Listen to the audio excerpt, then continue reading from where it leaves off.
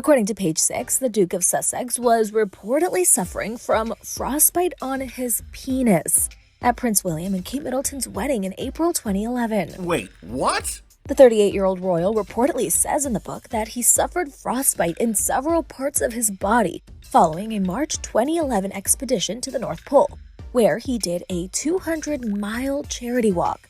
Quote, Pa was very interested and sympathetic about the discomfort of my frosted-nipped ears and cheeks.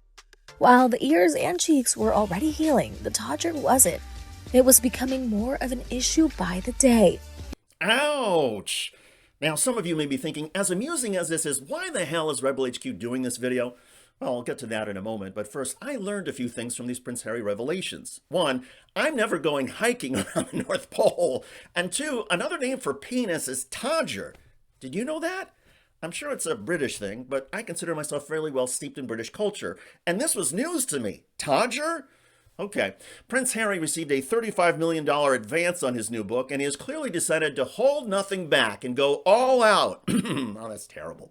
And for people who are feeling like they want a certain sense of intimacy with Harry, well, there's this. He then proceeds to recount what he says was the humiliating experience of his first time having sex.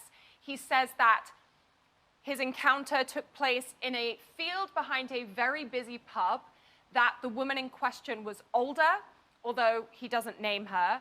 He says that she treated him like a young stallion, that he mounted her, and that after it was over, she gave him a slap on the behind, and off he went on his merry way. Off you go, young prince, off you go. When you hear the summary from the Daily Mail reporter with the British accent, it almost sounds like this could be a chapter in Robin Hood with his merry men.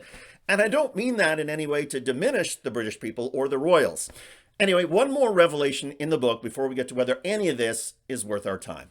Harry describes an alleged confrontation at his London home in 2019. He claims his brother called Meghan difficult, rude, and abrasive, something Harry called a, quote, parroting of the press narrative about his wife.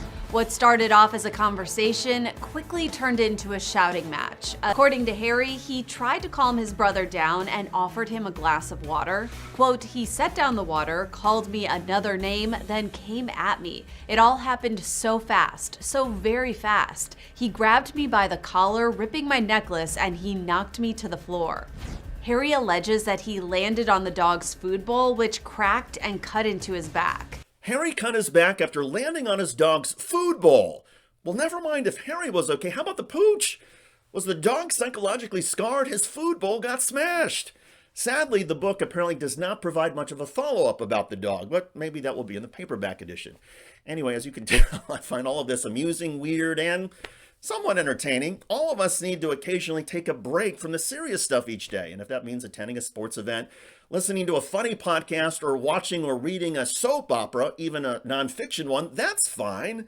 And to be clear, I'm not somebody who is that into the royals. But there's still something intriguing about one of the most famous men on the planet providing details about his once frozen penis, losing his virginity, and getting thrown by his brother onto a dog bowl. I kind of wish Harry, for his sake, had not gone there. It's a bit gratuitous and shows a certain lack of dignity and self-respect. And while the $35 million may be nice, years from now, or even sooner, Harry is almost certainly going to face an awkward moment in public when somebody goes up to him and says, "Hey, icy penis guy," or "Frozen todger man, how's it hanging?" Again, these details, in my view, were a bit much. Also, none of us should begrudge anybody who says the royals are a total waste of time, even with the salacious details. Furthermore, there are plenty of people who have good reason to detest the British and hate the public obsession with all things related to the British. As a guy from Ireland said a few months ago, for the Irish, it's like having a bunch of neighbors who are obsessed with sock puppets, only the sock puppets killed your grandfather. Fair enough. If you read or follow Prince Harry's book, enjoy. If you take a break from life, focus on other things, that's fine too. Just remember, when traveling to the North Pole, stay bundled. I'm David Shuster. Thanks for joining us.